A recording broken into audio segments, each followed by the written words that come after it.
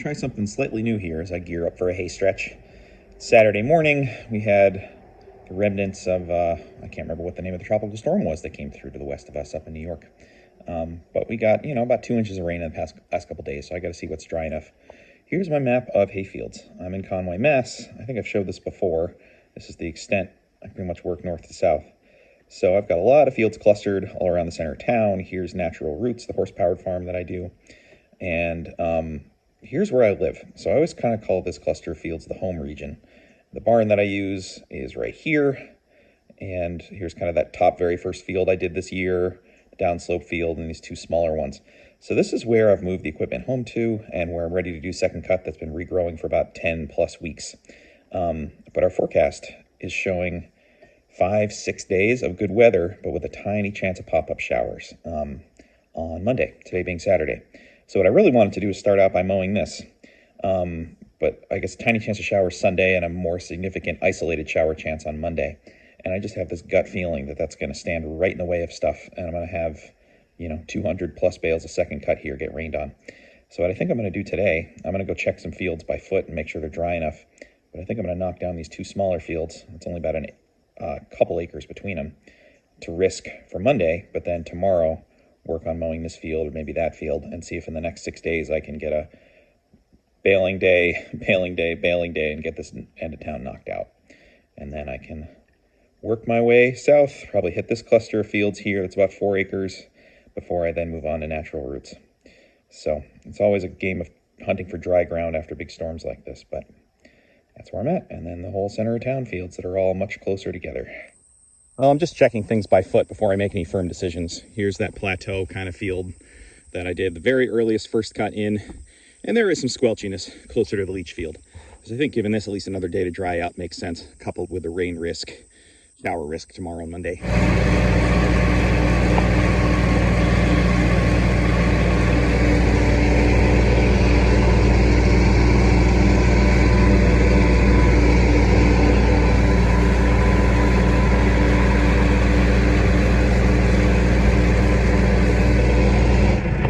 Well, mowing this little field too might have been the wrong call. I did check it by foot, but it is a lot wetter than I thought it was. I mean, I try to sync it up with the other small field just across the road here that I just mowed, but they're not the same field. They got different shade, different wetness. I might have to do this another day, or, focusing on the big fields, I might end up forgetting about this one. I don't know.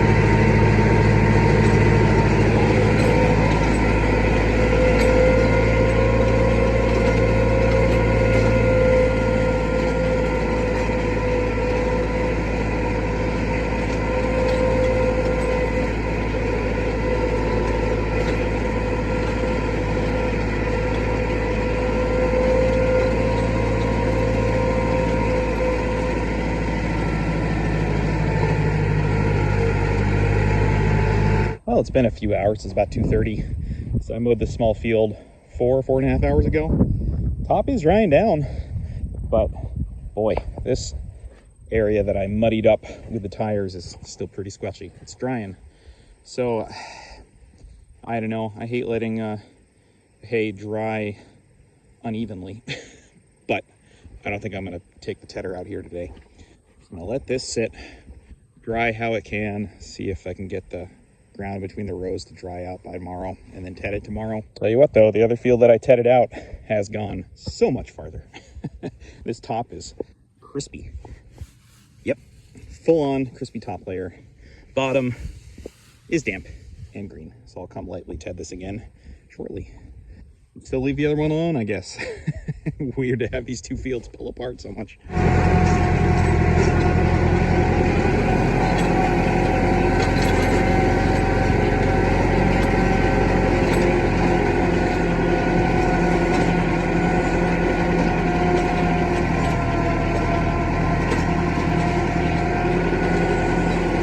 Well, just due diligence on barn space. There's the super early first cut that I did, first batch. Here's the second batch stuff that baled, I think, the 1st or 2nd of June. So I've got where I'm standing. I've fit 650 in this barn before. So I'm hoping I've got space for at least 300 second cut. That plus some off wagon folks, I think we'll be okay for this end of town. All right, well, it's the next morning. Beautiful day. barely 70 yet, but at risk of talking too much, I've had people ask me more and more about my thought process when it comes to the weather and how much hay to mow. So I guess I'll just talk a little bit more about my thoughts right now. It's Sunday with a really good forecast today. Tomorrow is still this lingering 20% chance of isolated showers, depending who you ask.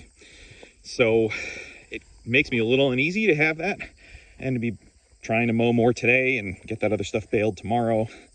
But with a nice long stretch like this and starting to feel a little bit behind on second cut with how much I've got to get through this year, I don't think I can afford to wait. So my thinking is that I'll mow this top field today, hoping I don't discover too much wetness in it. And then tomorrow, mow that downslope piece to have kind of all 8 acres on the ground. And then hopefully bale one or both of the small fields tomorrow, bale this one Tuesday, and the downslope Wednesday. Pop-up showers are not the absolute worst thing for second cut. It's not what I want to see, but second cut's pretty resilient. And even if it's mostly dry, a short shower is just going to get degraded a little bit. I usually discount by $1 a bale when that happens. And I actually have some horse folks that want the texture of second cut, but they don't want all of the sugar and richness of it. So actually some slightly washed second at a discount works for some folks. But I do have this gut feeling that, or gut worry that we're going to get a pop-up shower tomorrow, and I'm going to get set back by a bit. But right now the forecast is looking good, Tuesday, Wednesday, maybe even Thursday, with tomorrow really only being the 20% chance. And 20% is not bad. It's just this fear of getting delayed, having to go in circles to get it dried out, running short on barn space if I end up with any actual mulch. But playing it safe isn't going to do it either.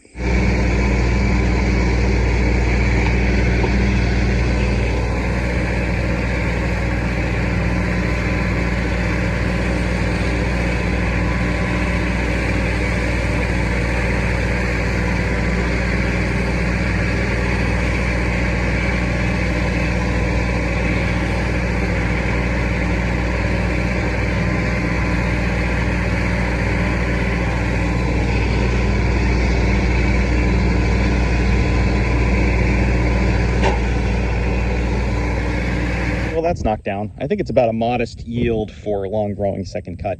It's been, I think, 10 weeks at least, maybe even a little more.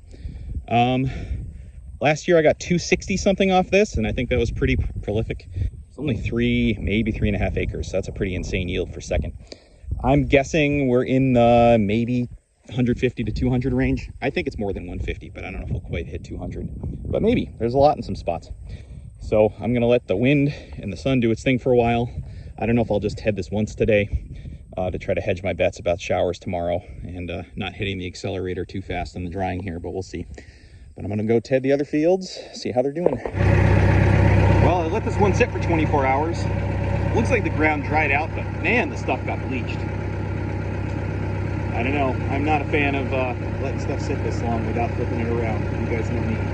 But hopefully the ground's better off for it.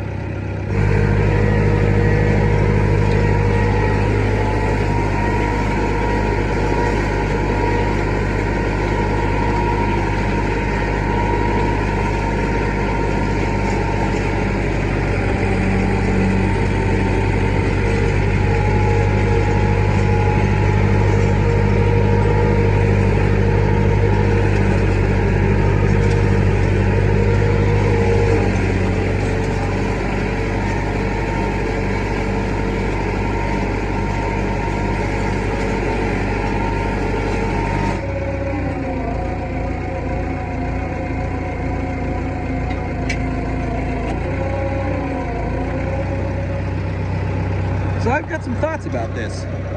You know, it's rare that I'll mow a field and not ted it for 24 hours. And I wonder if that's where more leaf shatter stuff comes into the equation here. Because that top layer was crispy, and I mean, I bet the very top was almost fully cured and the bottom was still wet as green as the day that I mowed it yesterday. So in order to get that green stuff dry, I'm gonna have to work this a fair amount, and the stuff that's already dry, that'll definitely shatter. So it's this weird thought I'm having where the frequency of tedding, lightly, gently, keeping it moving, but getting uniform dry down, I don't know. I think that actually reduces leaf shatter. That's just my thought.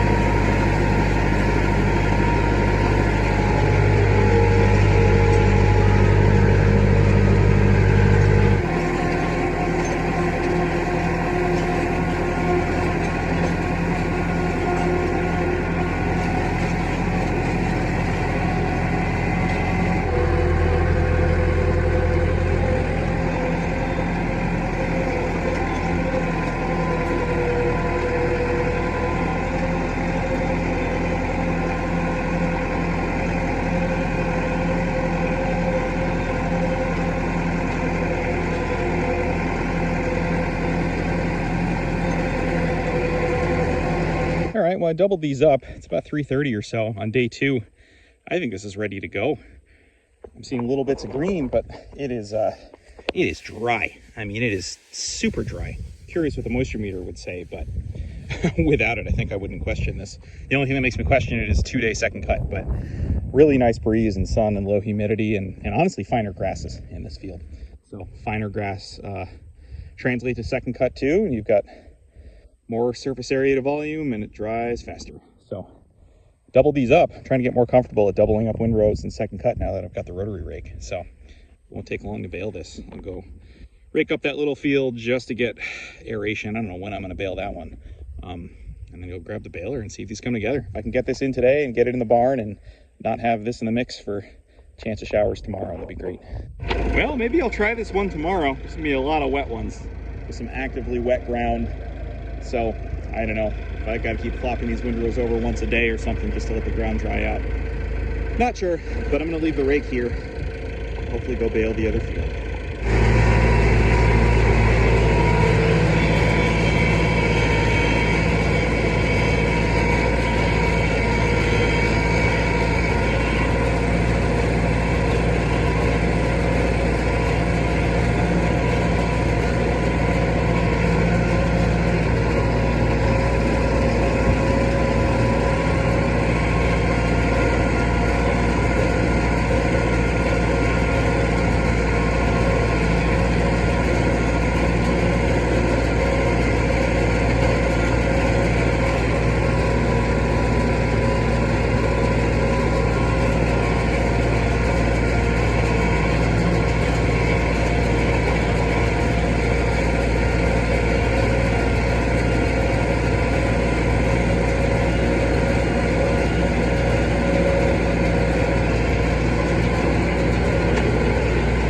Well, 38 bales from this field.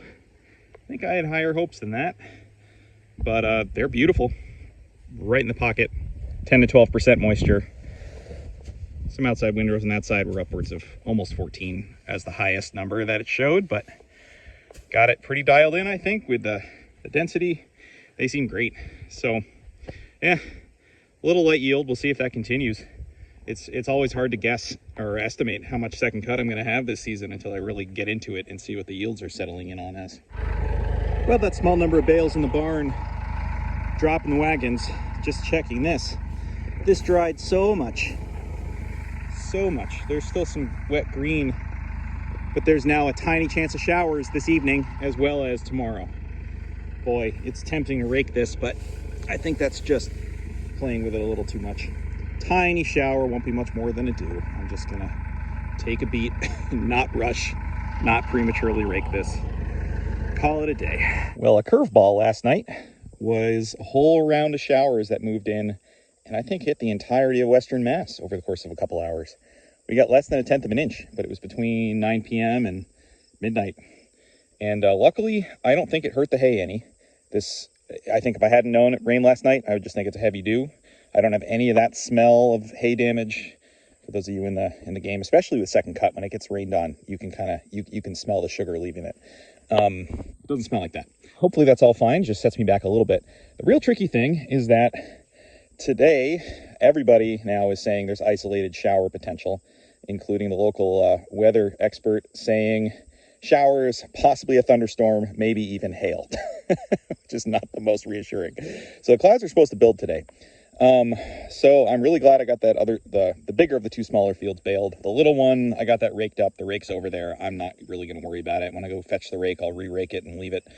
See if I can get that at some point this week for all 20 bales it's going to be.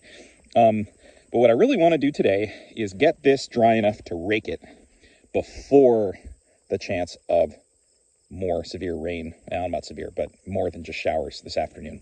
So that if we get something, it's in windrows. And I've said it before, when it's in rows, especially wider set rows with a rotary rake, I mean, only half to a third as much rain hits the hay because there's so much bare spots. And it makes it a lot easier to ted it back out again afterwards.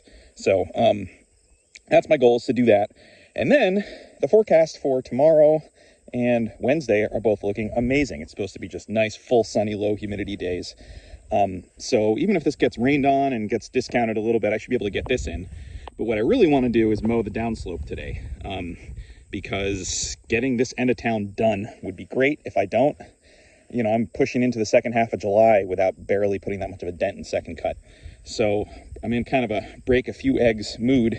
And if I time it right and mow that slope, you know, within an hour or two of the forecasted rain, the worst that happens is the fresh hay gets a little wet.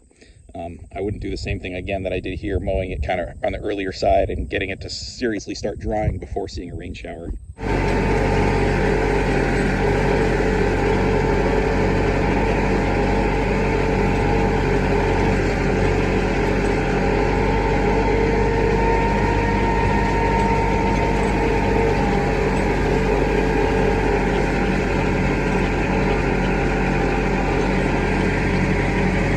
About 11 o'clock, dense clouds are moving in from the west. The rain chance, the hourly is saying 3 p.m. Weather.gov is saying anytime after 1. And this stuff I tedded about, not even an hour ago yet, is drying out. So I'm going to go hop down, mow that field, leave it in swaths. Hopefully come back and rake this one-ish. And worst that happens is we get a shower or more. I guess there's a lot of worse that could happen.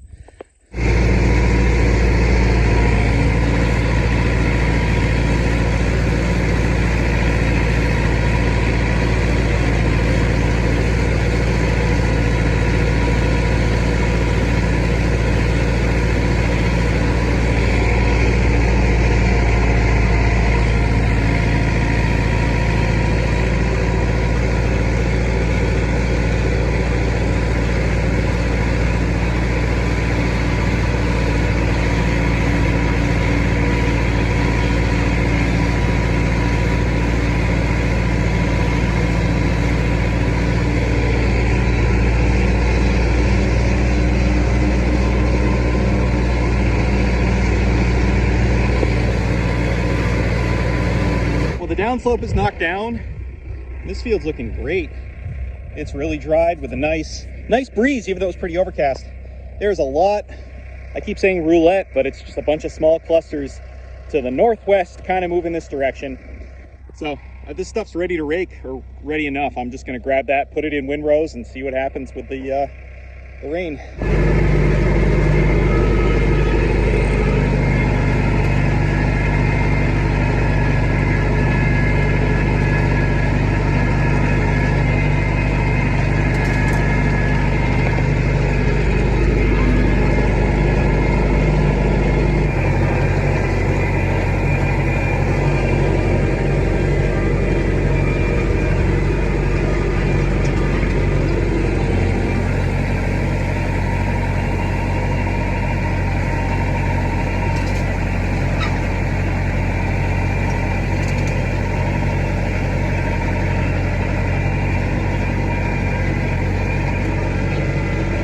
Boy, what a perplexing day.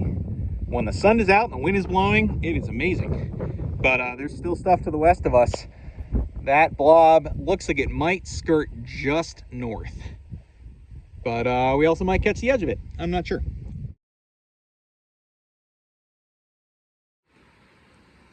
And here's the rain. Enough to soak the deck. Okay. Well, that one rolled through. It greened up everything on the top, but the undersides of these are actually still mostly dry. Yeah, mostly dry. So I stand by putting in windrows if you think a shower's coming. If it's going to be a soaking rain, it's not going to really make a difference. But so we'll see. There's still more to the west of us that might roll through in the next couple hours, and that would change things a little. If not, then I'll just let this sit, and then I'll decide whether to ted out the stuff down the hill later this afternoon, because it will start to cure out overnight, but not if it's going to get soaking wet.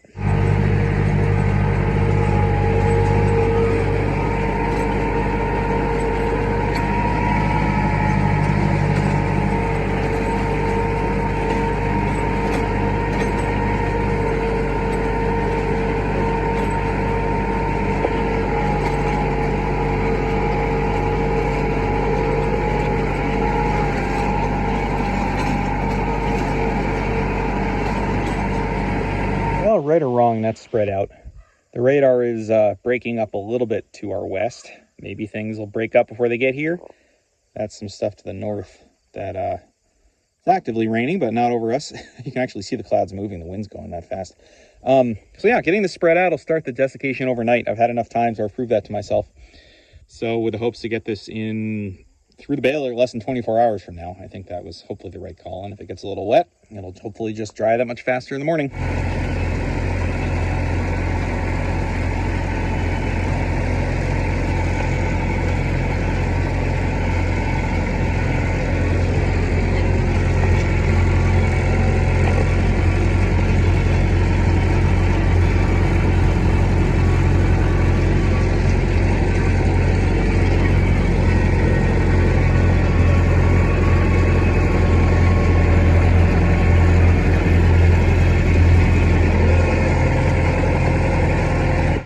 Well, that was eccentric, but my read on the radar is that stuff to the west of us is really dissipating, and there's been some nice breeze, nice air, and the top of those windrows were drier than the bottom.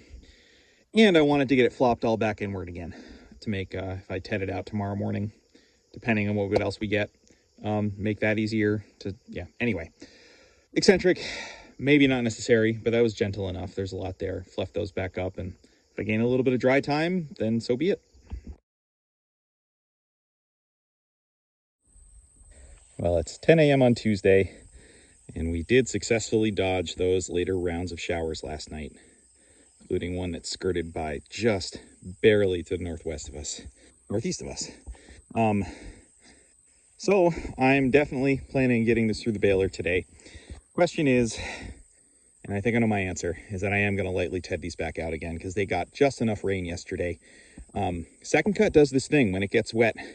A little different than first. It just gets these tacky little clusters that, you know, they kind of stick together. So this didn't get overly wet. I'm still pretty happy with the quality of it. But the top is nice and crispy. The bottom is not just damp. It's actively a little bit wet. And I've got somebody coming for off wagon because I'm low on barn space for everything here. And they can only come as late as 3. They can't come any later than that. So there's enough factors kind of stacking up. If I had all the time in the world and wasn't trying another batch of hay along with this, raking at once and seeing how it did would be an option, but just getting this ever so lightly teased out with the tedder and then raking it in a couple hours, I think will kickstart the whole drying process. Okay, another funny tidbit. The new tedder's too wide to ted this entranceway between the two fields. I'm not losing anything. I just usually would run the old tedder when I'd be going back and forth and then rake it up and bale it. But doing it, the rotors were a good foot or more on either side, and I didn't want it grabbing stuff that might damage the tedder. So that's telling. Wider than that. And I'll double down. For those of you curious about my rationale to TED late in the day yesterday, this stuff is already drying. If I hadn't done that, it just would have been those exact very tops of the swaths that, again, without a conditioner, those swaths land in almost the same orientation that it's growing, and all of the stems are still facing the ground. And so I found time and time again that just getting it spread out, getting it all to change the orientation, gets a big jump on things. And this makes me feel a lot more optimistic about getting this one through the baler tomorrow.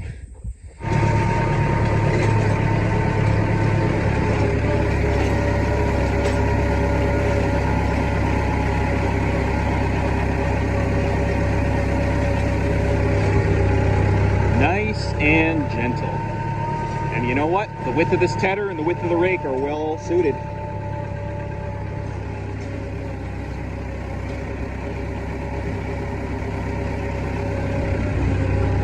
This is twice as fast as re-raking it, so.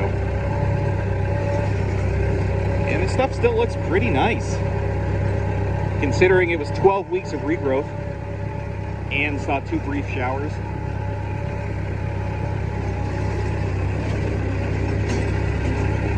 Have I mentioned that I love this tedder? I love this tedder. Yep.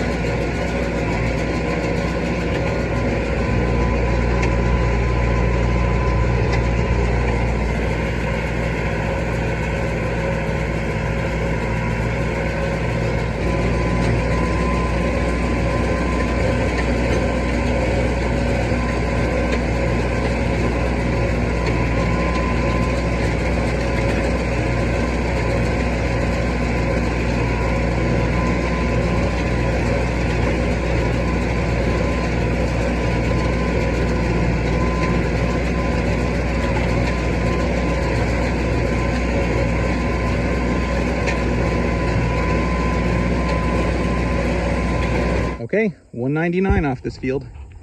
86 home with someone, another 40 that I'm dropping off at a neighbor down that way. And then the rest will go in the barn. 200 for maybe 3.5 acres. I bet it's like 3.25. For a second cut, it's not bad. I've gotten a lot more than that in the past, but given the year and the kind of dryness we had in June, I'm not too surprised. I'm gonna go check this field by hand. I don't know if it's ready to rake. It's only 4 o'clock. Feels a little premature. Today's been kind of a little hazy, a little overcast. Decent drying day, but not just amazing. So given how tough yesterday was, I don't want to prematurely rake this. Never mind. This is pretty nice and crispy. So we gotta move on. Do that, rake it, then put the bales in the barn. Sun's still pretty high, so long as the clouds don't cover it. Yeah, I did the once around the perimeter. Too much green coming up, a bit too tacky still. And yeah, I don't want to be chasing my tail tomorrow. So raked in the field edges anyway. Tomorrow I'll just TED, 10:30, 11. There's a good amount of shade on this field. And then hopefully rake early afternoon. Shouldn't be in a huge rush with this being the only batch. So playing it safe.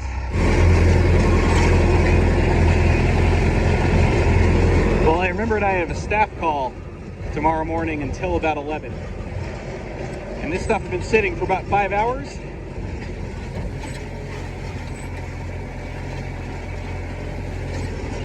And I'm definitely noticing a color difference between what's been sitting and what I'm tedding up. So it's imperfect, but hopefully this stuff will dry down a bit before I even touch it tomorrow.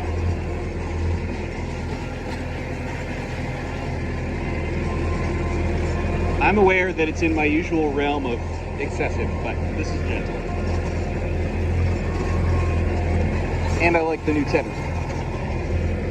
I actually like it better on the 165.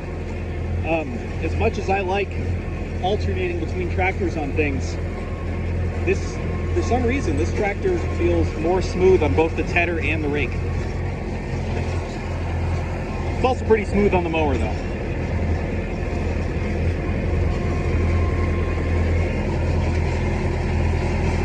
Anyway, there's a good amount more sun to be had today. Could I have raked it? Maybe.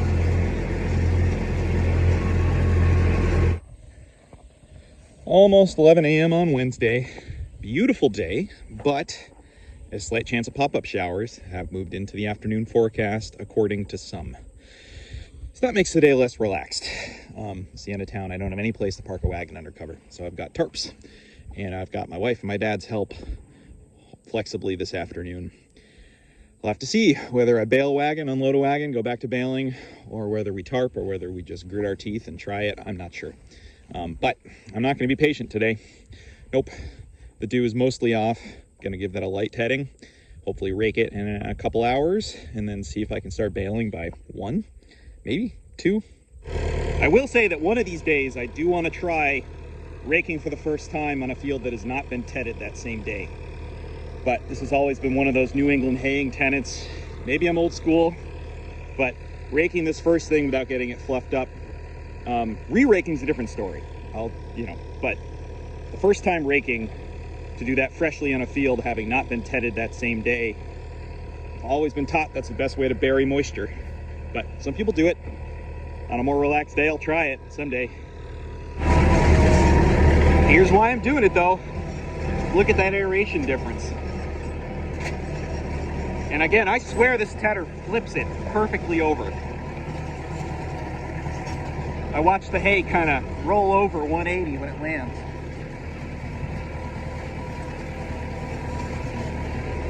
Way more precise than my old tedder was, but anyway, it's doing exactly what I was hoping. It's flipping this over. You can see it's exposing the more green material that is still damp from the dew. So anyway,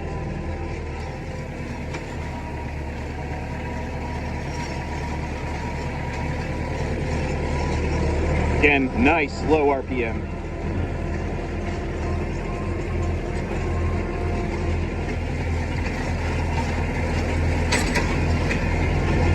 And I'm saving the shaded area for last, both down there and right here.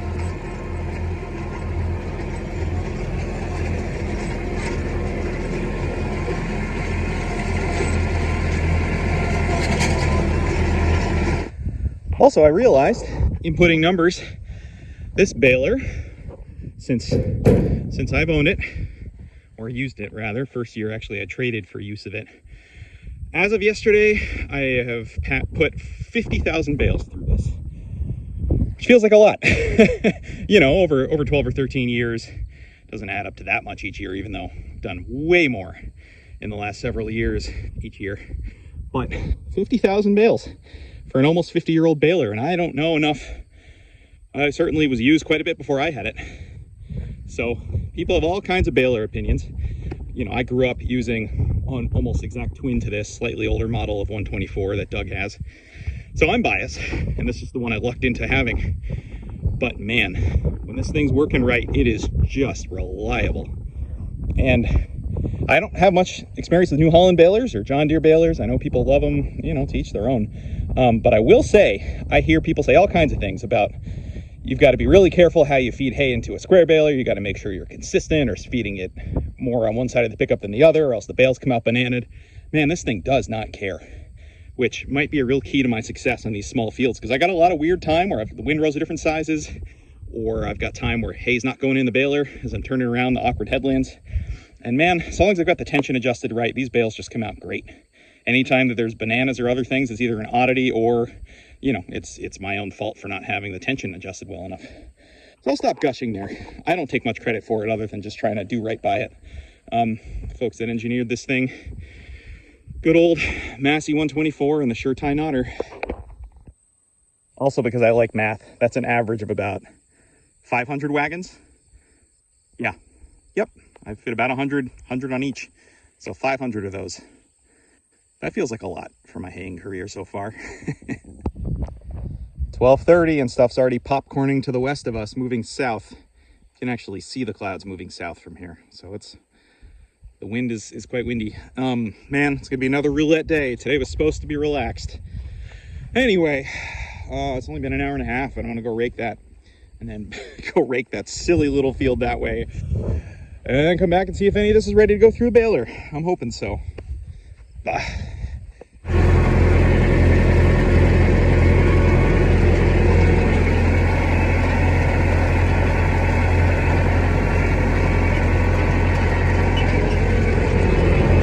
I'm a little worried this stuff's not quite there. I feel like I can smell it. So we'll see. As much as it's more efficient to bale, this is one big field. This area here gets the most sun, almost sun up to sundown. I might bale this first and see. I don't know. Oh, this poor little field. Very sun-bleached.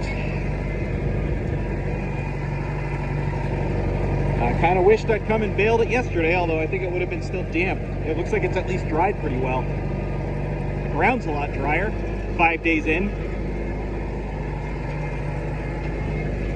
Ugh. I don't know. Not a priority. If I can get to it, I'll get to it.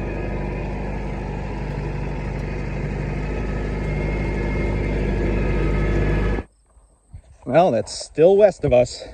It's moving straight north to south.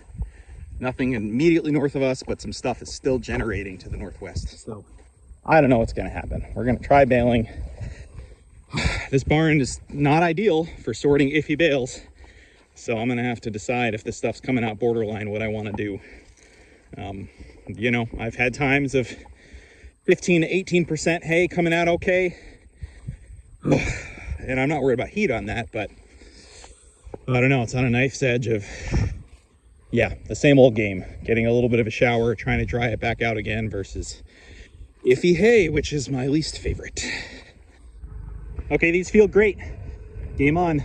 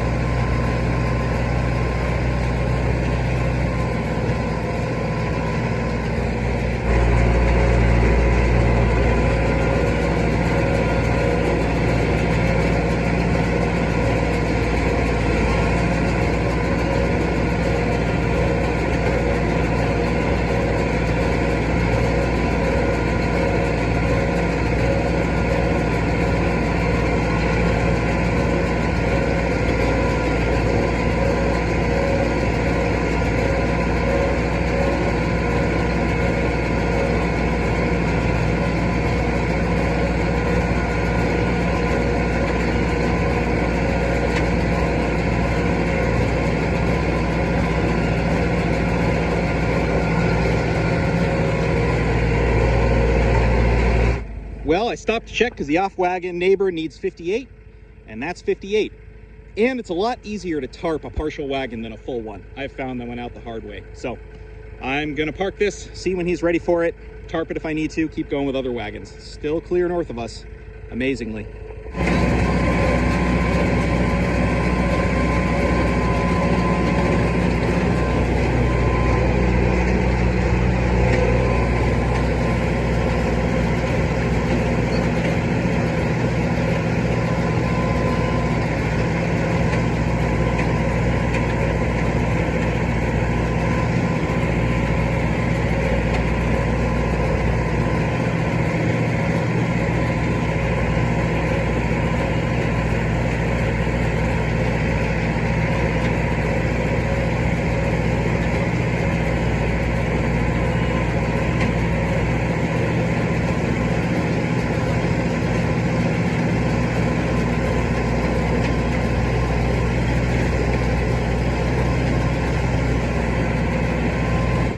Well, 76 on here, and I kind of screwed this up a little bit. I left some of the tippier stuff, which has more shade, until last, and I don't want to be pulling this thing around and around in circles. Plus, easier to tarp.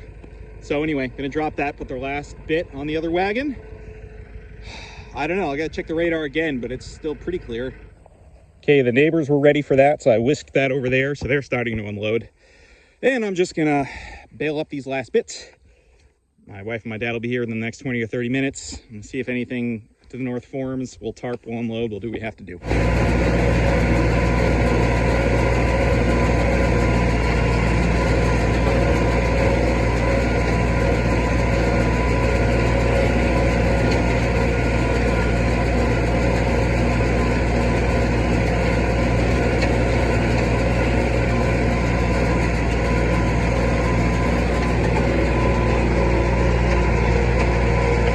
Well, 25 more, which feels silly, but it would have made that other wagon pretty full and pretty tippy. So 159 down there. That puts us right around 50 an acre, just about, which is not bad. I usually get more than that on these long growing second cut fields, but with how little rain there was in June, well, comparatively, I'm not too surprised. Really lucked out there. That big old, I think I saw some rain looking west. I mean, it blotted out the sun for a while, but just kept on going. But not going to take blue sky for granted. I think I hear the sound of the help pulling in, so I'm going to go grab that other wagon and we'll start unloading. Okay, it's 4:30. Those bales are in the barn. Time to go bale that little field. Radar's holding off. Everything's still west of us. Alrighty, this might be a bunch of mulch. We'll see. But I'm adding my my custom pickup height. Make it even a little higher than the highest working notch, just to not grab the super wet stuff that's been touching the ground for hours now.